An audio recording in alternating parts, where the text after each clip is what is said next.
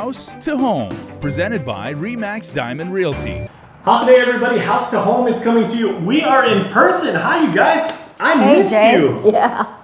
So I know nice it's to see different, you. huh? Yeah. New year, new us, right? Well, same us. Same as New Year. We haven't grown since the last time we saw Yeah, us. trust me, We're if all, still of the us, same. if all of us stood up, this would look much different and everything. But Yeah. Liz, Gina, and myself, Jason, are here, and we are talking about real estate, of course. Ladies, we're talking about rentals today. Yes. Has the practice of rentals changed in the 30-some years since both of you got into the business, as far as if you're looking, what you have to prepare for, the decisions you have to make? Well, it hasn't really changed much, but we're finding that owners are scrutinizing applicants right now. So usually when Gina and I get a call, we usually advise them, well, this is the process. You're going to need an application form. You're going to need your last 2 pay stubs. So for every adult, they're going to need an application form. On top of that, if you're looking at a rent for $1,200 times 3, your monthly salary has to equate to that amount. And if it doesn't, then how can you afford to keep the rental going for the rest of the year?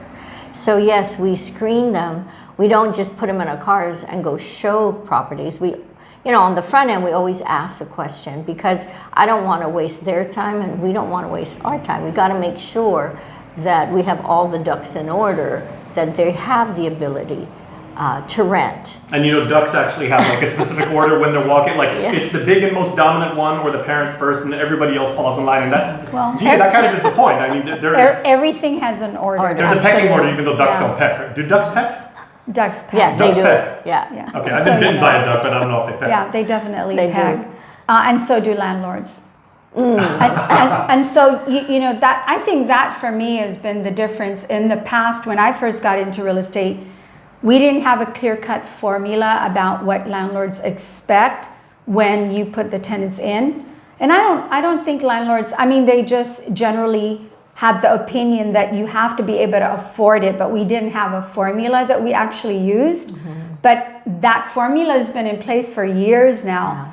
You have to make at least 3 times the amount of the rent in order for the landlord to say okay. And I think that comes from the process. When you get a mortgage payment, they want to make sure that your income that you have left over after you pay your bills is 36 to 40%, that the mortgage payment is going to equate to not more than 36 or 40% of what you're making. So I think that formula has been translated into how much are you making a month, and they don't want you to go over a certain amount from your paycheck to that amount on the rent. So a lot of the realtors, I think all of them now are mindful of that, and the landlords are looking at that. So there's definitely a process for this, and we're putting out that information because it's important for people to know it's difficult to buy real estate right now. So the alternative is you've got to rent. And lucky if you could find something for $1,200. I don't even think $1,200 is a reasonable amount anymore. I think the range right now, I believe, is from 15 to 2,000 some. Like a 1-bedroom right now is like 1,400, 13 to 1,400. It can be. Okay, and with these ladies being so very uncommon times, right? With the economy being what it is, we've talked about the interest rate, fluctuating, hopefully on a downward trend, like right now. Has the concept of leases, because we're talking about rent, have the terms of a lease change? Because I remember it used to be at least 1 year, and then like a lot of landlords will say, you can go month to month afterwards, or we have 1 year renewables. Has that changed too? The leases right now are still minimum 1-year lease. Now, there are some owners that are willing to take short term, and short term could mean 3 months, or it could mean 6 months.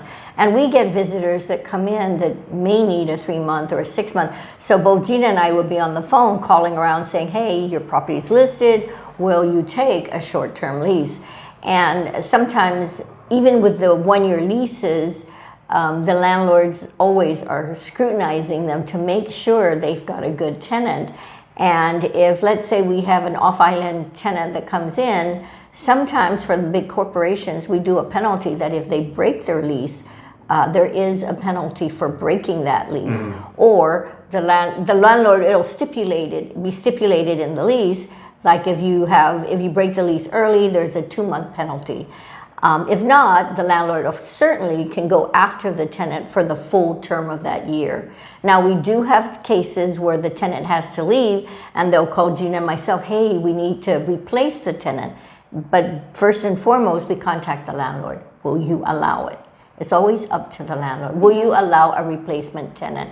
And in the meantime, that current tenant will have to keep paying the rent. Because you especially, Gina, always hear about, like our friends in the military, they may go on deployment for a little while, or they may have to do, some duty off island, and they tell somebody, hey, can you just like stay at my house and, keep an eye on it? Like I have stuff and everything.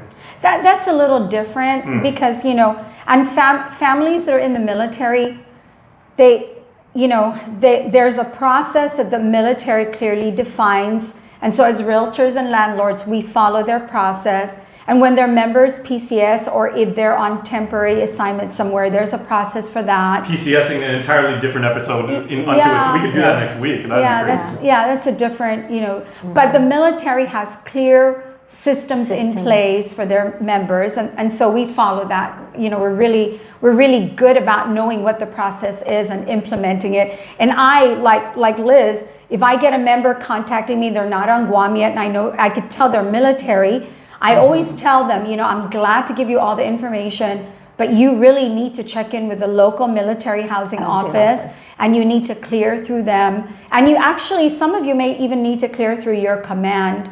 But for the local families that we're working with, it's a different process. It's a different process, and landlords have different requirements. So the market has gotten really tough.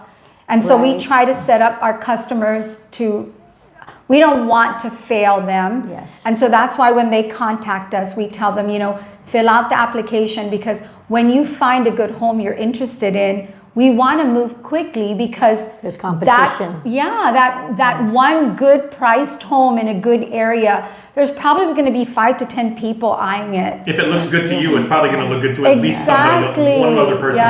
So you always talk about, like, sometimes if a deal is too good to be true, be careful. Yeah. Well, the other thing we want to bring up is, like, if your intent is to rent to the military tenant, we're at the mercy of the military housing office requirements.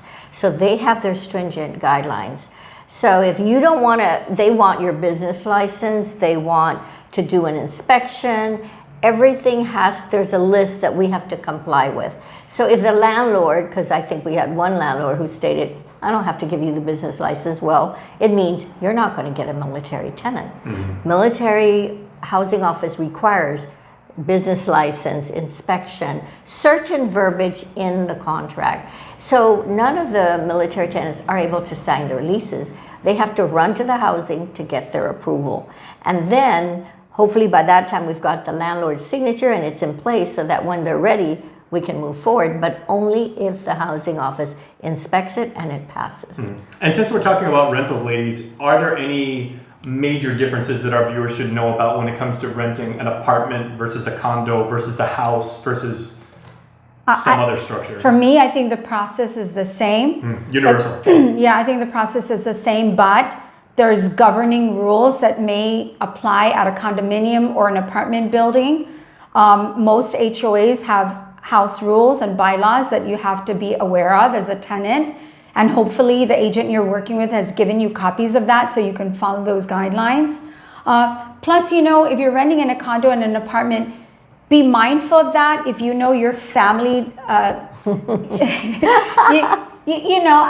know how my family lives, and I know we would not do well living in an apartment complex because we're loud, we're all over the place. You don't say. I never would know that in the 10 years we've been doing this show. Wow. I absolutely know. And so if I'm mindful of that, and if I'm going to rent a condominium and an apartment, and I know how my grandkids are, and I'm going to be on the second floor, and I know they're going to be there on weekends and stay up late, and we're running all over the place, I have to be mindful that the people below me or the people around me may not appreciate my noise. You're that kind of grandma, so instead of using WhatsApp to get in touch with one of the grands, and you'll just yell down from floor 3 to floor 1. Exactly. Why not? Exactly. Yeah. Why not? Yeah. Your prerogative. And so I know that about my family and how we live. And so be mindful of that if you're going into a condo Yes. or So or one an thing- apartment. So one thing I want to bring up is sometimes families say, well, I guess I got a call one day, we've got 8 kids and they're 2 adults, and they want to rent a 2-bedroom. You can't just rent a 2-bed. There's a requirement in terms of how many people can occupy a 2-bedroom, a 3-bedroom. So right now we are finding families that have a big family and they want to move in because the rental rate is good. But the problem is if there's too many of you, it won't accommodate your needs in this small square footage. People think they're being clever by saying, okay, like you've got kid 1, kid 2, and 3, we'll all share a futon and stuff like that. Yeah. So we've had to tell Yeah, people, I'm sorry, this won't work. It won't. This unit won't accommodate the number of people that want to rent here. Okay, and lastly, because this is very interesting, Guam is small, and on Guam, reputation, as you've said many, many times on the show, the both of you, reputation is everything. So how much does the reputation of the renter, depending on what kind of tenant you are, if you go from rental property to rental property, how much does that maybe help or hurt your chances of getting the next place? If you're a bad tenant, like if you're late on your payments, if you're noisy, if you're sloppy, If your previous landlord gives you bad Bad references, references. I've seen our landlord, the People landlord. talk, right? Sometimes they don't. Oh, But it's okay. when they don't say anything, because we do call, when we screen the tenants, we do call their previous landlords, landlord if there is one. If there isn't, then we have a whole lot of questions we want to ask. But when you do call, some landlords will give you great references, and that's great. You pass that on to the new owner that they're going to rent from, and that's a big benefit. But if they don't have references, I actually always tell the people I'm working with, not having references actually makes it a lot harder for me to prove to this owner that you want to rent from that they should give you their unit, because some owners actually tell me, Gina, I'd rather keep the unit empty than put in a tenant that I have to deal with. Yeah. It's really stressful dealing with bad tenants. Well, the question I run into that a lot. When we call the landlords, we'll ask, did they pay rent on time? How did they maintain the property? Yeah. Because if they trashed it, broke the windows, broke the screen door, these are tenants that maybe our landlord may not want to take. So, and then sometimes drive by where they were currently living just to see, were they truthful? Did they maintain the property?